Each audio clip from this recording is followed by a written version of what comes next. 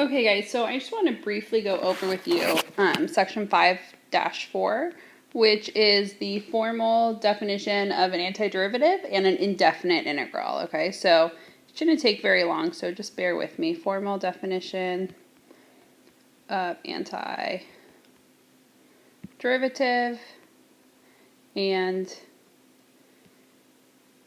indefinite, this is an E, integral. Okay, sorry, that's super messy, but formal definition of an antiderivative and indefinite integral. So first of all, we already talked about the antiderivatives in chapter 3-9, and you guys had some review on it. So remember, an antiderivative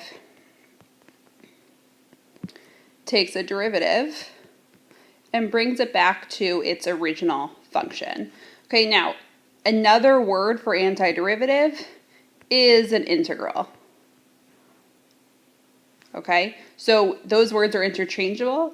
Now that you know the word integral, that's what we'll be using pretty much from this point forward. In fact, antiderivative, I would put money on you guys never hearing that term again in a calculus class. Okay, so an antiderivative is an integral, and just like we have derivative notation, we have integral notation.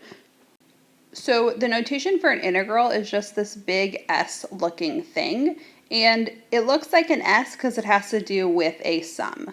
Okay, so what we're summing in this case, if we think back to what we did in class yesterday, we're summing the rectangles or the area under our curve by taking a whole bunch of different rectangles. Okay, so the big S stands for sum, but we call it an integral.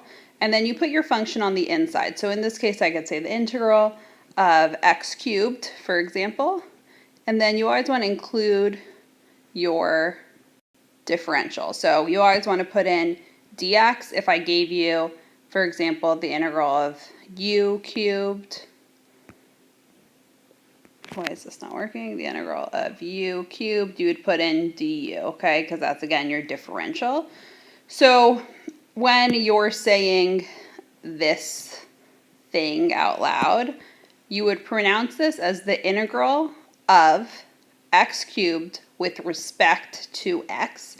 So again, the integral of x cubed with respect to x. When you're writing your integral, it's extremely important that you include dx. Without dx, you wrote your integral incorrectly, okay? You will not get full credit. The dx is extremely important. Now, when we solve this problem, you really need to think of, okay, I'm taking the antiderivative of x cubed. So hopefully you remember your antiderivatives, and you would remember that your antiderivative of x cubed is 1/4 x to the 4th plus c. Again, if you forget this c value, it is wrong. Okay, you need this c value there. So this sort of integral that we're dealing with today is actually a special type of integral, and it is called an indefinite integral. So let's write that down.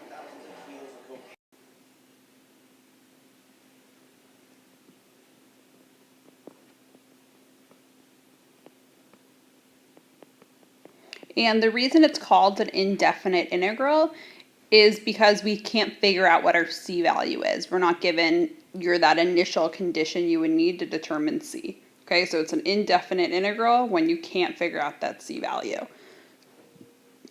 Okay, so the other thing that's really important to keep in mind in this situation is that this x cubed term is called the integrand. And again, it's just what you're taking the integral of. Okay, so the integrand is what you're taking the integral of, just like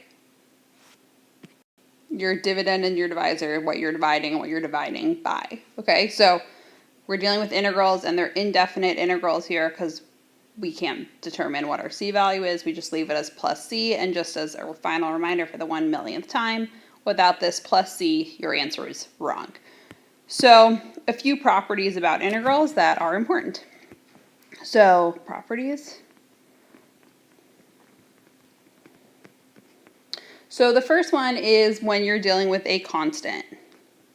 So for example, you have the integral of some constant k times f of x with respect to x. So when you're taking an integral with a constant on the inside, and notice how your constant is multiplying your entire function, you can go ahead and move that constant to the outside and then take the integral just of f of x with respect to x. Okay, so it's called the constant property.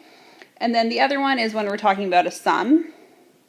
So for example, if we're taking the integral of two functions, so we're taking the integral of the sum of two functions, so the sum of f of x plus g of x, again with respect to x, that would be the same thing as the integral of f of x with respect to x, plus the integral of g of x, again with respect to x. Okay, so constant, we can take our constant and right here and move it to the outside. You have a sum, break it apart, you get two new integrals.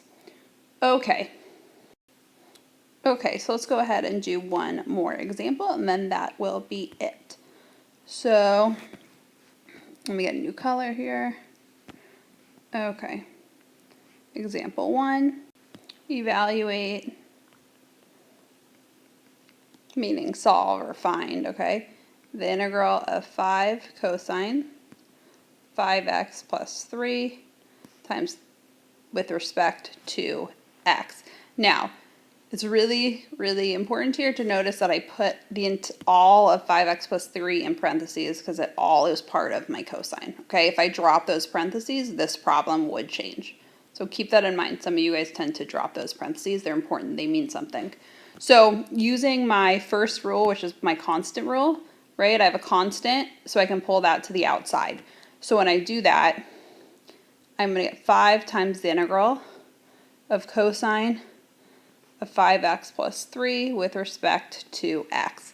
Now, I need to figure out what the derivative, or I'm sorry, I need to figure out what the integral of 5x plus, or cosine of 5x, right? So I need to figure out what this part is, what my antiderivative is there. So my 5's not going to move, it's going to stay. And then when I take my integral of the green stuff, I know that I'm going to end up with 1/5 times sine of 5x plus 3. And then I can simplify, right? And don't forget your c plus c. The second you get rid of your integral symbol, you need to add in that plus 3. And then I can simplify 5 times 1/5. And my final answer will be sine of 5x plus 3 plus c. Okay? Again, we're just taking our antiderivative. It's just a new notation. Okay? Same thing, new notation. Okay, and then that will be it for me doing work today, but I would like you to go ahead and just try this last problem. So example 2.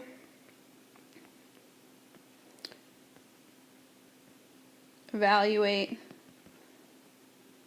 the integral of 7x plus 4 to the 9th with respect to x. Now, keep in mind, when we first started doing these problems, we rewrote this as u. So if you want to, you can think of it in terms of u to the 9th times du and take the integral of this instead of that, and then kind of do your u substitution. You can absolutely think of it this way as well. So do the best you can. You need something done. I'm going to check it as you walk in the door to class. Okay, enjoy the rest of your weekend.